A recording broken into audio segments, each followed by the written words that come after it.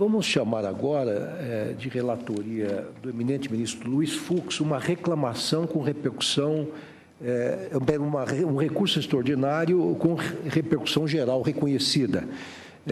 Como nós sabemos, essa Suprema Corte está fazendo esforço para julgar o máximo de recursos extraordinários possíveis para desafogar as instâncias inferiores dos processos que tem armazenado. Então, vamos dar prioridade a este caso, que é um recurso extraordinário 669.367, que procede do Rio de Janeiro, como dito, sendo relator o eminente ministro Luiz Fux.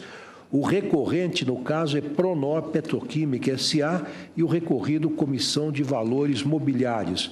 Haverá sustentação oral, que será feita pela doutora Luciana Loureiro Terrinha, em nome da Pronor Petroquímica.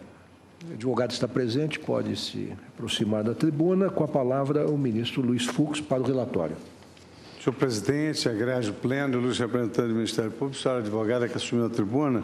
Senhor presidente, é apenas um esclarecimento, que eu não teria nenhuma dificuldade em deferir, até porque é previsto pelo Código de Processo Civil, quando a parte pretende fazer a sustentação oral, que ela peça o adiamento para a sessão subsequente. E só que esse requerimento me veio às mãos hoje, tendo em vista o feriado que ocorreu. Certamente, por prudência, a ilustre advogada está na tribuna, não a advogada que comprovou que não poderia estar presente. Mas, se não há nenhum prejuízo, vamos prosseguir no processo, que eu não teria nenhuma dificuldade nesse deferimento. A matéria praticamente é uma matéria de direito, senhor presidente. Poderia ser um recurso ordinário, com espectro no artigo 102, inciso 3º, alineado à Constituição, contra o acordo do Superior Tribunal de Justiça, cimentado processual civil, agravo regimental, recurso especial, mandado de segurança, desistência após proferida sentença de mérito, impossibilidade. A jurisprudência da primeira sessão e de ambas as turmas que a compõem pacificou-se no sentido de inadmitir a desistência do mandado de segurança após sentença de mérito, ainda que favorável ao impetrante, sem anuência do impetrado, agravo regimental não provido. O recurso especial do Superior Tribunal de Justiça foi provido no sentido de que, consoante jurisprudência pacificada do seio do Supremo Tribunal Federal, o pedido de desistência do mandado de segurança pode ser formulado a qualquer tempo, independentemente da anuência da autoridade impetrada. Esta decisão julgou um agravo interno da decisão do relator, que homologou o pedido de desistência do mandado de segurança feito pela própria Pronor, ora recorrente naquela ocasião apelada. Na origem, o mandado de segurança discutia ato da Comissão de Valores Mobiliários, que determinou a hora recorrente o refazimento e republicação das demonstrações financeiras de 31 de dezembro de 2000. A sentença de primeiro grau determinou o cancelamento da decisão proferida pelo colegiado da CVM. O recorrente sustenta, em síntese, que antes da desistência possuiria somente decisões favoráveis do processo, de modo que a parte recorrida não experimentaria nenhum prejuízo com a extinção do processo. Aqui, senhor presidente, por dever de lealdade, para especificar todas as nuances do caso concreto, talvez haja alguma coisa que se possa explicar da tribuna. Muito embora a decisão tenha sido favorável no mandado de segurança, depois disso, dessa desistência, a própria parte promoveu ações cautelares e obteve liminares semelhantes. Então, isso pareceu-nos assim um pouco paradoxal, muito embora tenhamos um ponto de vista sobre essa questão jurídica mesmo, da possibilidade de desistência do mandado de segurança depois de proferida a decisão de mérito, que essa que é a questão sobre a qual gravita o recurso extraordinário. E a matéria de repercussão geral, saber se é possível desistir do mandado de segurança depois de o Estado cumprir a sua função. E aí aqui há várias arguições da parte recorrente, que entende que a desistência pode se dar unilateralmente a qualquer tempo, que o Superior Tribunal de Justiça permitiu a desistência apresentada pela impetrante em outro mandado de segurança, então, por um princípio de isonomia, igualdade e segurança jurídica, deveria também admitir isso. Basicamente, acho que esse tema é suficiente para a eminente advogada produzir a sua sustentação, mas se precisarem de mais informações, eu estou inteiro dispor. Agradeço a Vossa Excelência. Convido, então, a doutora Luciana Loureiro Terria a fazer uso da palavra pelo tempo regimental. Boa tarde, ministros. Boa tarde, presidente. Boa tarde, ministro relator. Boa tarde, demais ministros. Excelentíssimo procurador-geral. Bem colocou Vossa Excelência que, na realidade, a nossa preocupação, a preocupação da recorrente desde o início, era essa sensação que poderia ficar da litigância de má-fé, da desistência dos mandados de segurança e ajuizamento de ação ordinária. Mas o que aconteceu aqui em tese? O ato coator foi uma determinação da CVM de republicação de demonstrações financeiras da hora impetrante do ano de 2000 e 2001 e em 2002. Impetrou-se os 2 mandados de segurança, obteve-se liminares favoráveis e a sentença concedeu a segurança. Eis que o pano de fundo pelo qual a CVM exigia a republicação eram diversas ações judiciais de ICMS, IPI e CSL que, à época, tinham uma previsão de êxito muito baixa.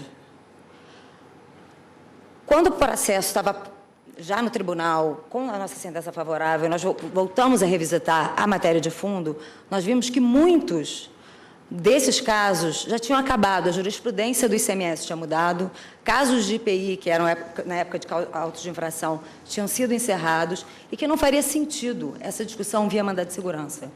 Porque, efetivamente, o ato coator, ele não era só ilegal, ele estava incorreto. Incorreto na medida que esse cenário mudou.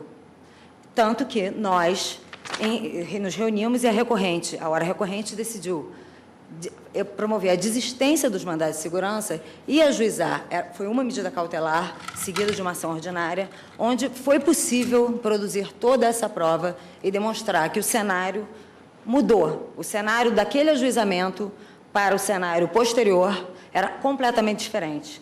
Como Vossas Excelências sabem, em mandado de segurança isso não é possível. Daí o motivo da desistência. E, estudando o caso, eu vi diversos entendimentos onde se levantava litigância de má-fé da parte que desiste do mandado de segurança. E a minha maior preocupação hoje aqui na tribuna é mostrar para Vossas Excelências que esse não foi o caso da Pronor. O nosso caso foi exatamente porque, estudando, e como, infelizmente, a nossa justiça precisa de um tempo um pouco maior para julgar os casos tributários de fundo foram se movimentando, foram mudando, alguns fundos foram sendo ganhos e baixados por serem ainda em sede de auto-infração, outros não. Então, era absolutamente imprescindível a produção de prova e, para isso, o ajuizamento da ação ordinária. Enfim, como bem colocou o ministro relator, a violação à Constituição aqui apontada é segurança jurídica e isonomia. Isonomia, por quê? Quando impetrados os 2 mandados de segurança,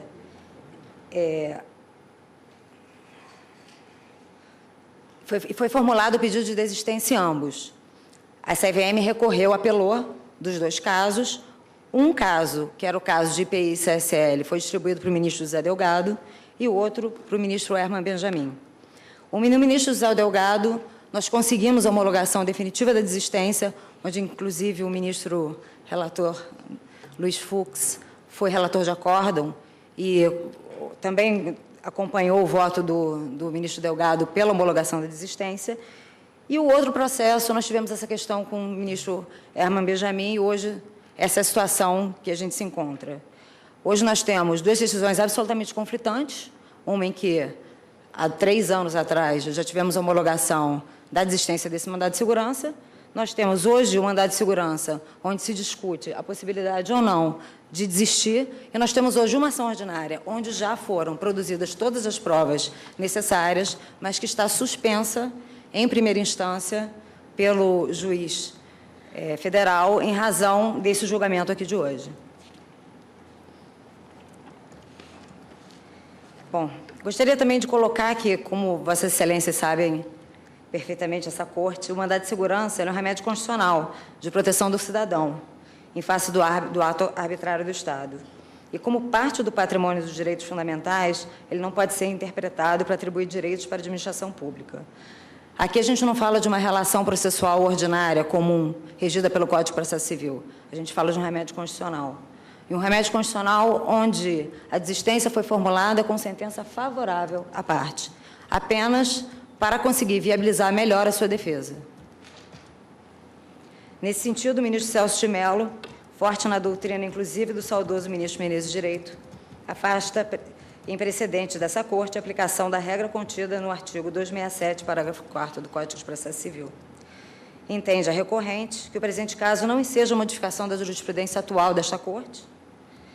Vide decisão unânime da primeira turma em maio de 2011, foi a mais recente que eu encontrei, muito embora praticamente 90% das decisões seja pela possibilidade de desistência a qualquer tempo. Agravo regimental no agravo de instrumento 609.415 do Rio Grande do Sul, relator ministro Dias Toffoli. E da segunda turma, o recurso extraordinário 231.671, relatado pela ministra Ellen Gleice. Por todo exposto, se requer seja dado provimento ao recurso extraordinário da recorrente. Obrigada. Agradeço a Vossa Excelência. Devolvo a palavra ao ministro Fux.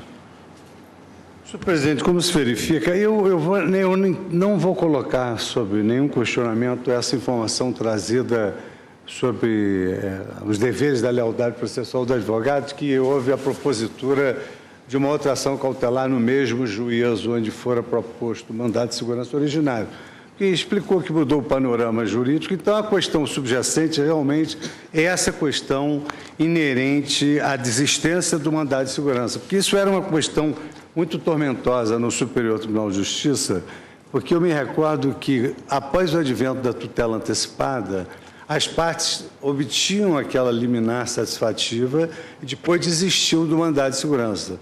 E isso era calcado exatamente com fulcro numa jurisprudência do Supremo Tribunal Federal. Nós fomos consultar essa jurisprudência e nós verificamos que nesse acordo, que é o mandado de segurança de 1984, 20476, naquele mandado de segurança, analisando o teor dele, verificou-se que não havia prolação de qualquer tipo de decisão, seja liminar, seja definitiva. Então, essa era a base que permitia a existência do mandado de segurança. E lá no Superior Tribunal de Justiça causava muita estranheza que a parte, depois de longo tempo da própria prestação jurisdicional engendrada, viesse a desistir do mandado de segurança. Até que encontramos aqui alguns arestos da Suprema Corte, no sentido de que o que a parte pode é renunciar ao direito que se funda a ação. Agora, desistir do mandado de segurança com a prolação da decisão de mérito já proferida seria absolutamente inviável. Então, eu trago aqui, digamos assim, um debate doutrinário sobre a atuação judicial e a necessidade de um pronunciamento jurisdicional, porque a parte não pode ter o domínio de dizer, depois que o Estado se desincumbiu da prestação judicial, desistir de tudo aquilo quanto induzir. Eu trago aqui obras que eu transcrevo no meu voto. E eu afirmo ainda o seguinte, que talvez seja mais expressivo para nós. A proibição de que a parte desista do mandado de segurança, eliminando a sentença de mérito proferida, possui razões de ordem pública, considerando a racionalidade da administração da justiça. Por isso, pouco importa que apenas tenham sido proferidas no processo decisões favoráveis ao impetrante.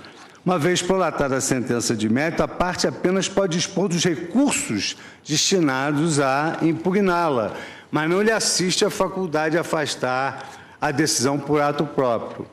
Por essas razões, eu me alinho ao voto proferido pelo ministro Marco Aurélio no RE 167-263, de 9 de 9 de 2004, ao assentar, enfim, após a sentença definitiva, não se pode cogitar da extinção do processo sem resolução do mérito.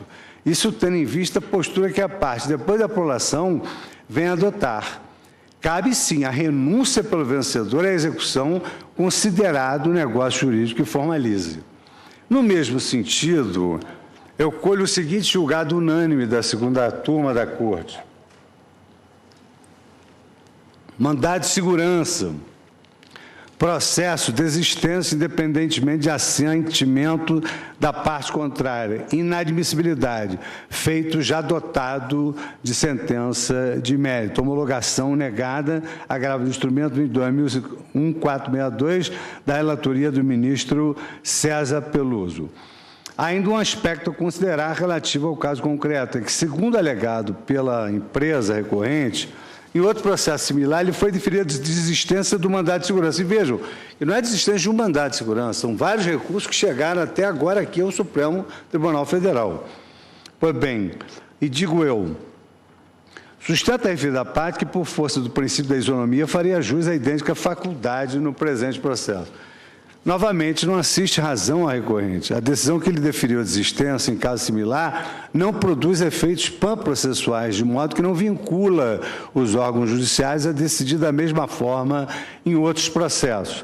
A pretensão sustentada nas razões do recurso ordinário equivale a entender que aquela decisão produziu uma verdadeira coisa julgada da tese jurídica nela encampada, o que, por óbvio, não se sustenta, porque foi efetivamente um processo interpartes. Eu trouxe aqui uma série também de outros subsídios que infirmam a possibilidade dessa desistência do mandado de segurança, e é um dado importante também, depois que a decisão de mérito, que o mandado de segurança é dirigido contra um ato da administração.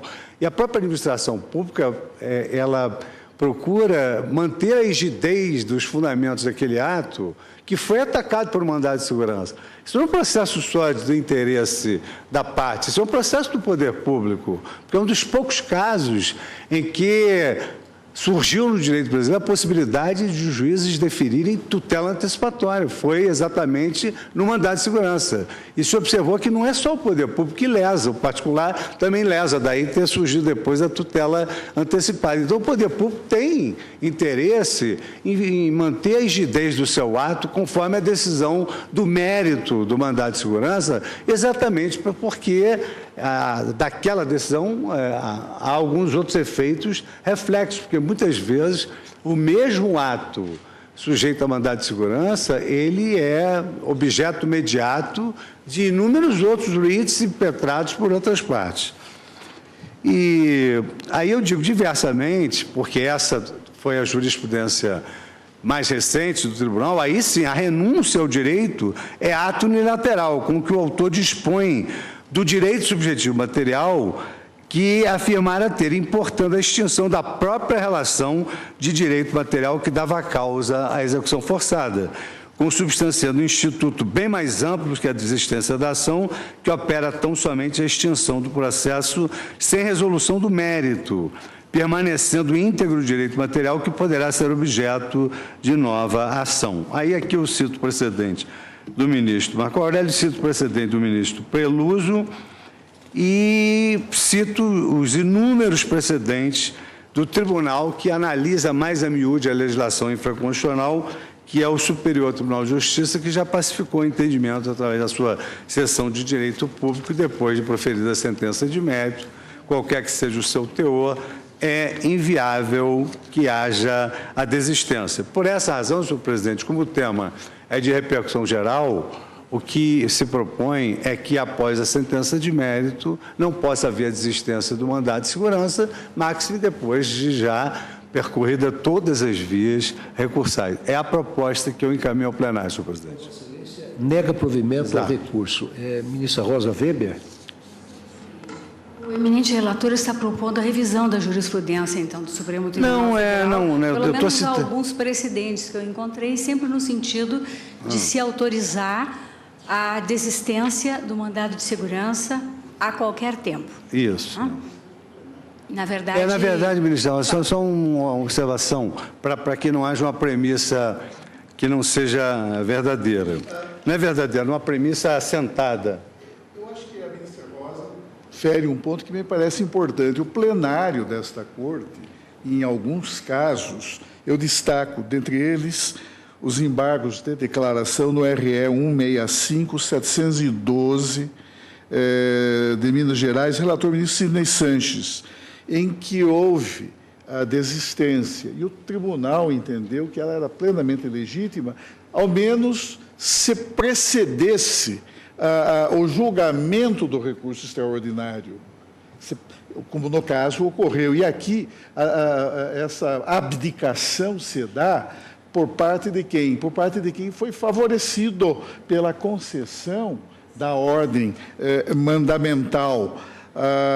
Houve também uma outra decisão em questão de ordem. Mas isso, ministro Celso, isso significaria que Vossa Excelência faria uma modulação, quer dizer, se a decisão de MED for desfavorável, não pode? Não, na verdade, o tribunal tem dito que desfavorável ou não. Não é? Agora, eu destaquei aspectos em que houve concessão, e é o caso. Quer dizer, nada impede que haja esta abdicação por parte de quem teve sucesso na ação mandamental. Ministro, me lembro de um caso em que, não sei se já era, acho que eu era ainda advogada, em que a parte desistiu, a impetrante, porque era relativa a um concurso público. Ela passou em outro e desistiu desse. Eu faria uma indagação prática, só porque isso foi o que levou a Seção de Direito Público do Superior Tribunal de Justiça a repensar essa jurisprudência. Fomos à origem dessa jurisprudência. Essa decisão que Vossa Excelência cita do Pleno certamente não é anterior à decisão do ministro Nery da Silveira, que ela é de 84. O ministro Nery da Silveira tem uma posterior. Sim. Agora, aqui, por exemplo, na segunda turma, isso foi julgado em 2007 pelo ministro César Peluso. Eu não me lembro da composição da segunda turma, mas aqui há essa afirmação.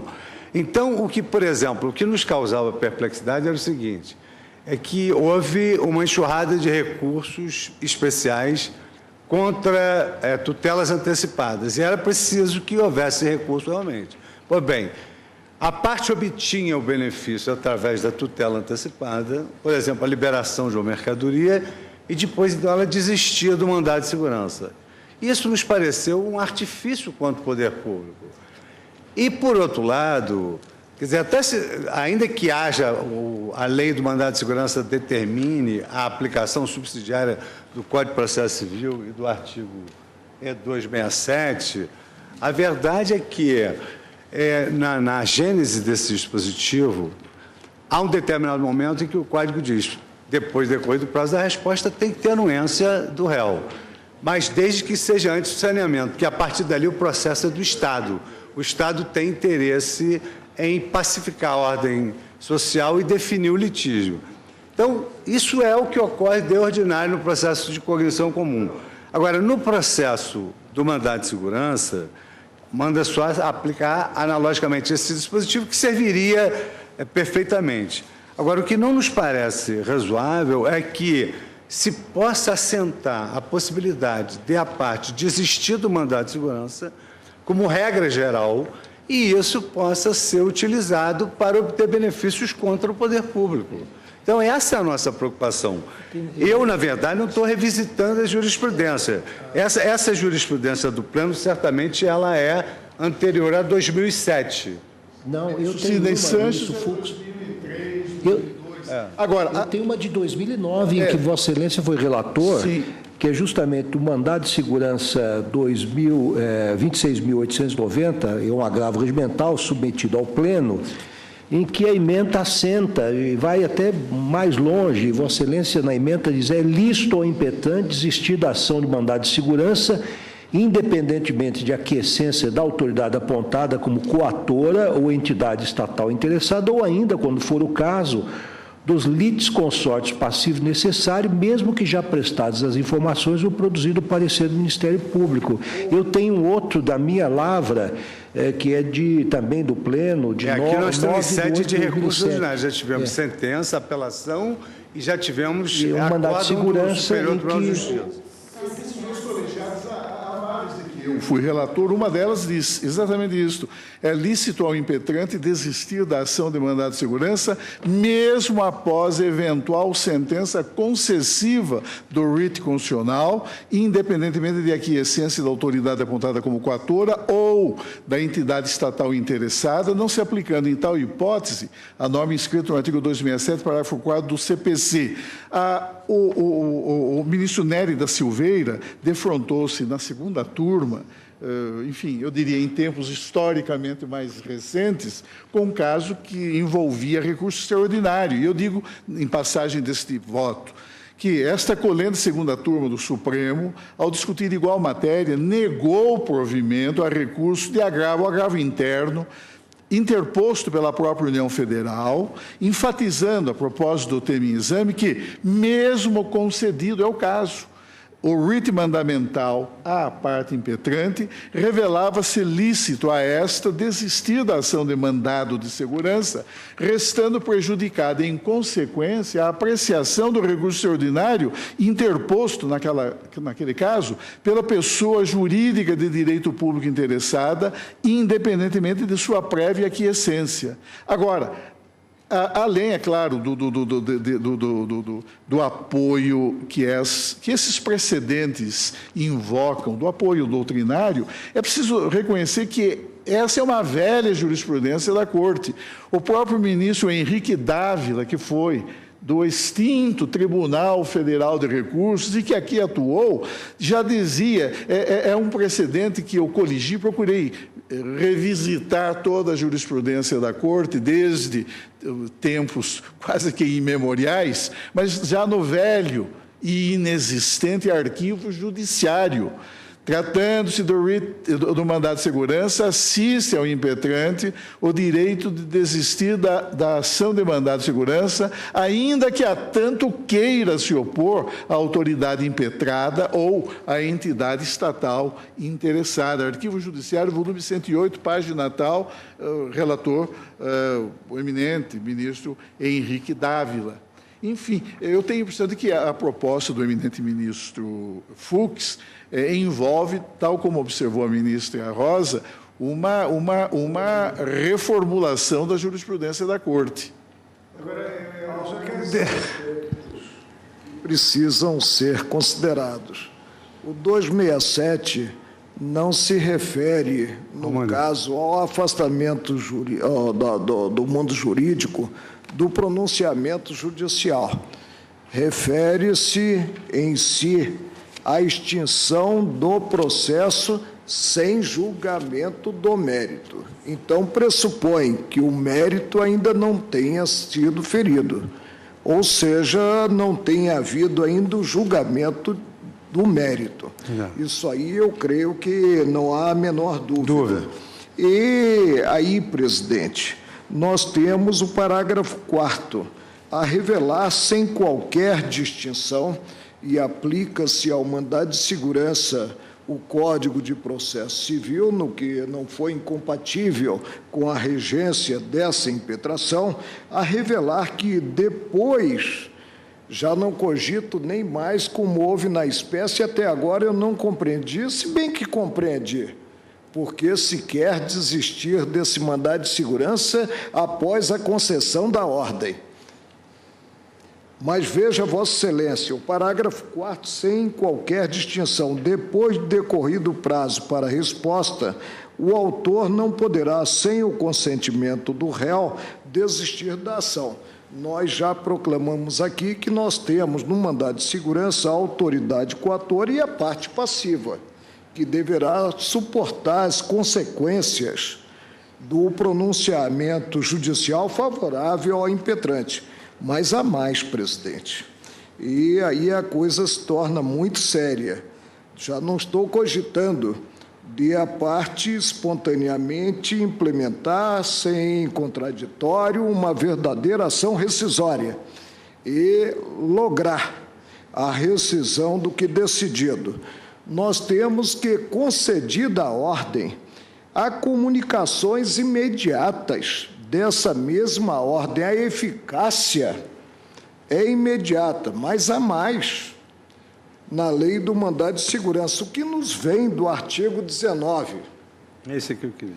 A sentença ou acordo que denegar mandado de segurança sem decidir o mérito.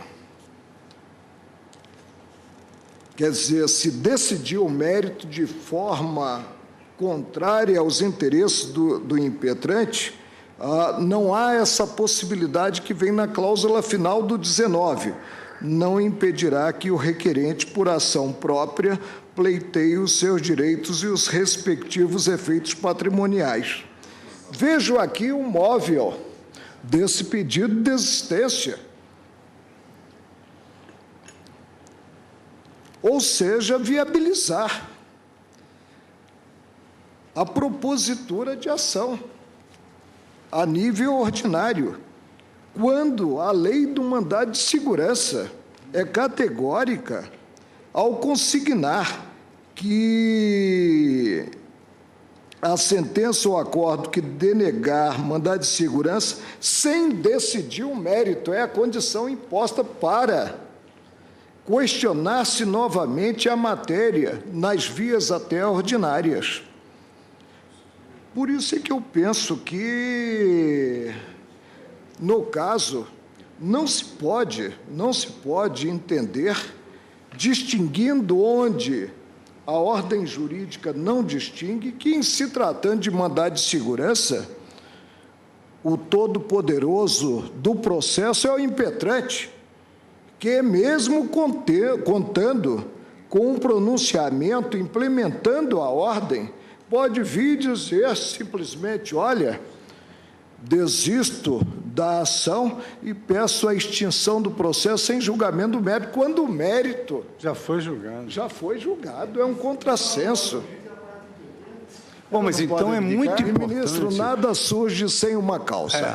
Há um objetivo com essa desistência, sob pena de nós assentarmos que não tem a parte interesse jurídico Que Vossa Excelência em requerer faz, a desistência. A referência que Vossa Excelência faz ao artigo 19 da lei, na verdade, é uma reprodução do que já constava do artigo 16 da velha lei do mandado de segurança e que mereceu até a formulação de enunciado sumular nessa corte, mas tudo para efeito de coisa julgada. Claro. O que dizia, o que resolve diz, o mérito, faz coisa julgada. A súmula 304 do Supremo, que foi editada ainda antes de 64 ou comecinho de 64, em dezembro de 63. Decisão denegatória de mandado de segurança, denegatória. Vossa Excelência percebeu a primeira parte do meu voto. Mas, veja, Vossa Excelência, não fazendo coisa percebeu julgada a primeira contra o parte, impetrante, eu empolguei em si o 267. Sim, mas veja, Vossa Excelência. Quanto ao 267, parágrafo 4º, a própria doutrina, eu cito vários autores, mas dentre eles eu destaco em particular o eminente processualista Alfredo Buzaide, quando na sua monografia sobre o mandado de segurança, edição de 89, um ano antes do falecimento dele. Até aqui o impetrante teria brincado com o judiciário. A possibilidade jurídica dessa desistência. E afastando a aplicabilidade do parágrafo 4º do artigo 267. Agora, no que se refere ao artigo 19 da vigente lei, anterior lei, ao artigo 16, súmula 304, como o ministro Fux acaba de dizer, isso diz respeito com a coisa julgada. É por isso que se entendeu necessário fazer essa distinção. Agora, aqui não há coisa julgada. Vossa Excelência me permite, não? ministro Celso, que a partir da premissa da existência da coisa julgada, senão nós não estaríamos discutindo o tema. Artigo 19. A partir dessa premissa. Não, mas que Vossa Excelência sempre traz lustros argumentos e nós não conseguimos vencer isso na sessão de Direito Público. Quer dizer, como é que nós nos depararíamos com essa possibilidade ad eternum da desistência do mandado de segurança nas hipóteses em que a decisão é contrária ao impetrante, num primeiro caso? E aí a administração tem interesse em dizer, olha, esse meu ato, seria se vier a ser atacado por mudança das circunstâncias. Primeiro. Segundo. A legitimidade do ato apontado como coator. Mas aí já é reconhecimento da legitimidade do ato. Isto é mérito. Desistência não é mérito. É o reconhecimento da presidência do pedido. Agora, uma outra questão mais difícil que nós nos deparamos é a seguinte: não se podia evitar recurso especial e de agravo e eliminar satisfativa de antecipação e tutela.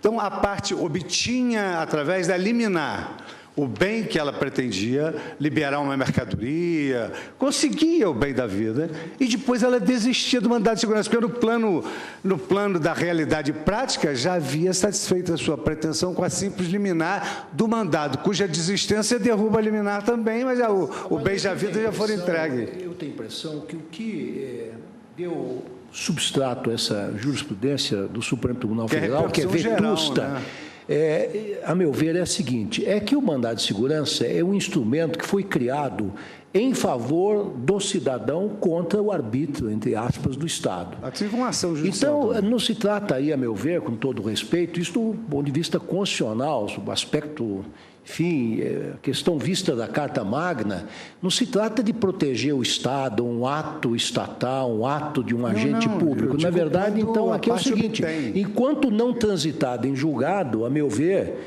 o cidadão que impetrou um mandado de segurança em seu benefício contra um ato que ele entendeu abusivo, em tese, pelo menos segundo a jurisprudência suprema, ele pode desistir. Eu confesso que eu tenho dificuldade de preconizar a tese judicial. Aí, é claro que se agiu com litigância de má-fé ou se causou prejuízo, ele responderá nas vias próprias. Eu ouço o colegiado. Eu inclusive disse que nem levaria isso em conta, questão estritamente jurídica. E eu não tenho, sinceramente, conforto intelectual de preconizar essa tese, mas ouvirei o plenário e adotarei aquilo que for à vontade do colegiado.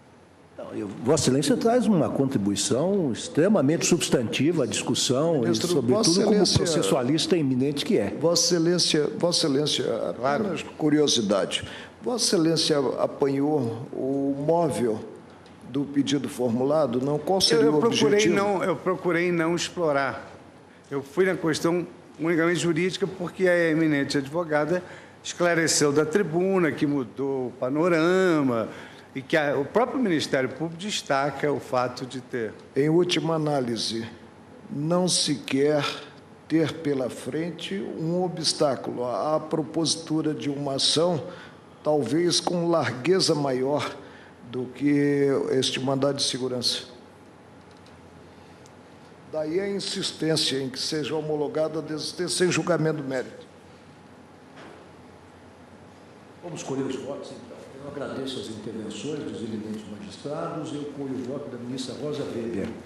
Presidente, extremamente enriquecedor, sem dúvida, o debate e, sem dúvida, os fundamentos trazidos pelo eminente ministro Fux, eles provocam reflexão. Mas eu, com relação ao tema, tenho posição formada e confesso que sempre vislumbrei, como Vossa Excelência acaba de destacar, o mandado de segurança enquanto ação constitucional, como uma ação que se funda num alegado direito líquido e certo, frente a um ato ilegal ou abusivo de autoridade. Não vejo lide em sentido material, controvérsia enquanto tal, talvez por ter uma visão ortodoxa do mandado de segurança.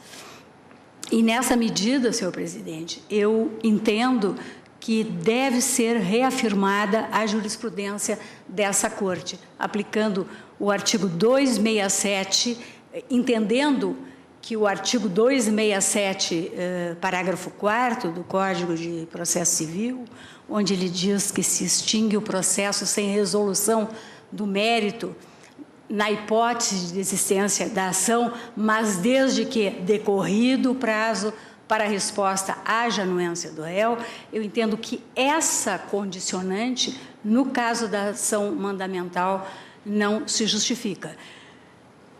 Com relação ao artigo 269 do mesmo Código de Processo Civil, no seu inciso 5º, quando diz que se extingue o processo com resolução do mérito na hipótese de renúncia do direito em que se funda a ação, eu, com todo respeito, não consigo fazer aplicação do preceito ao mandado de segurança como a condicionar o exercício da desistência a esta renúncia, que, de certa forma, foi aventada pelo eminente relator, na medida que entendo que nada impede que, nas vias ordinárias, desde que, por óbvio, não haja trânsito em julgado da decisão, o direito pode ser discutido, e não necessariamente retirando o embasamento do mandado de segurança.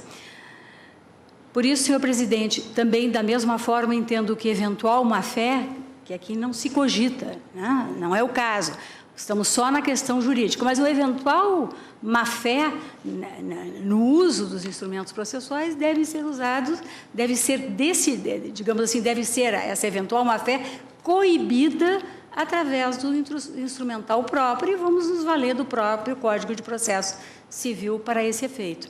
Então, eu reafirmo a jurisprudência da Casa, entendo que a ação do mandado de segurança comporta desistência pelo impetrante a qualquer tempo, independentemente de anuência da parte contrária, presidente.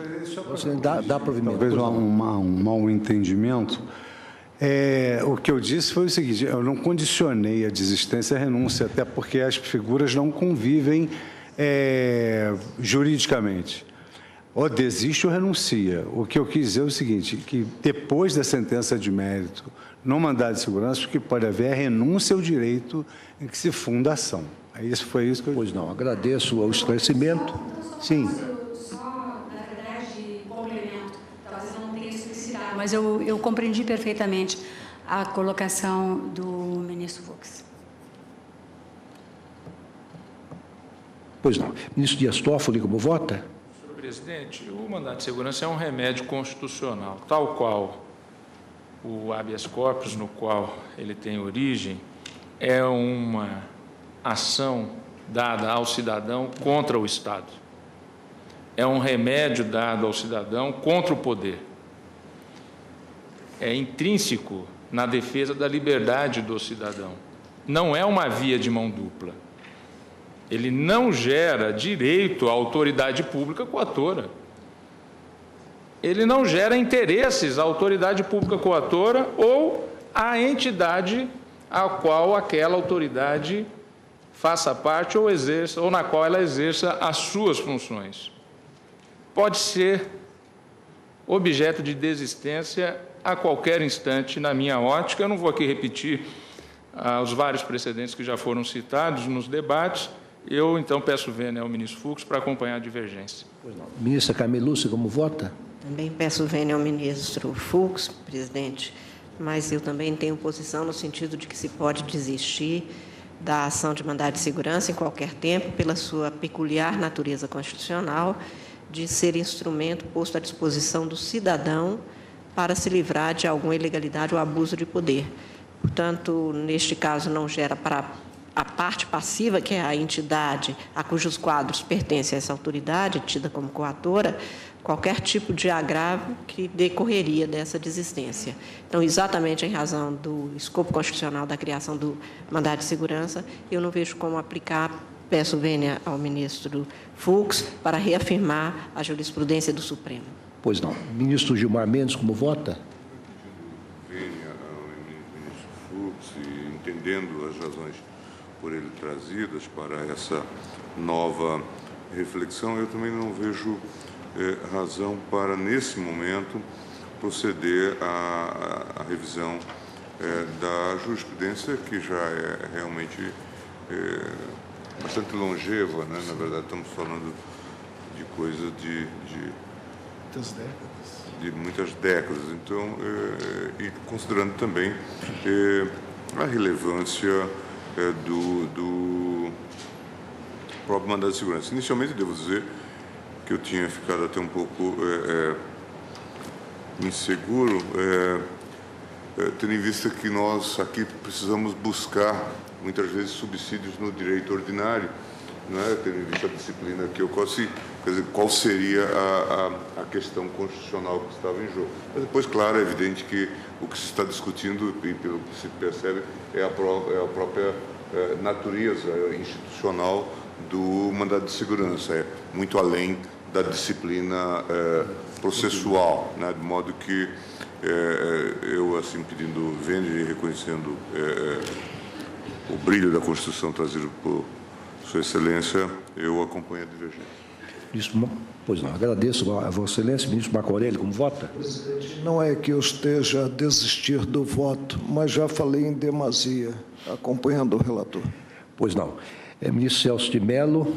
Senhor presidente, eu, pelas razões já expostas aqui, a partir da divergência iniciada pela eminente ministra Rosa Weber, e tendo em vista os fundamentos que expus em diversos precedentes em que eu próprio fui autor nesta Corte, e considerando notadamente a vocação protetiva que bem traduz a destinação constitucional da ação de mandado de segurança, a mim me parece, senhor presidente, com toda a vênia, não obstante as valiosíssimas reflexões aqui produzidas, como sempre, pelo eminente ministro Luiz Fux, que traz fundamentos substanciosos em favor da tese que professa e que, por isso mesmo, permite ao tribunal proceder a um estudo mais detido dessa matéria, mas, não obstante o valiosíssimo voto do eminente ministro relator, eu peço vênia à Sua Excelência e também ao eminente ministro Marco Aurélio para acompanhar o dissenso iniciado pela eminente ministra Rosa Weber.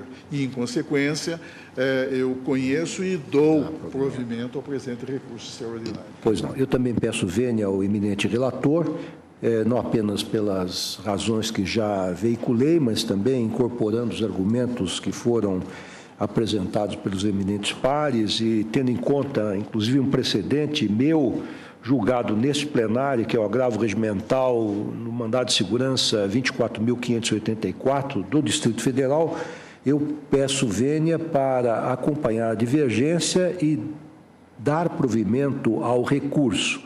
Proclamo, então, o resultado. Não sei antes cumprimentar o ministro Fux pela valiosíssima contribuição que traz à discussão, sobretudo na sua característica de professor de direito processual. Então, por maioria, deram provimento ao recurso extraordinário 669-367 do Rio de Janeiro, vencidos o ministro Luiz Fux, relator, e o ministro Marco Aurélio, acordam com a ministra Rosa Weber.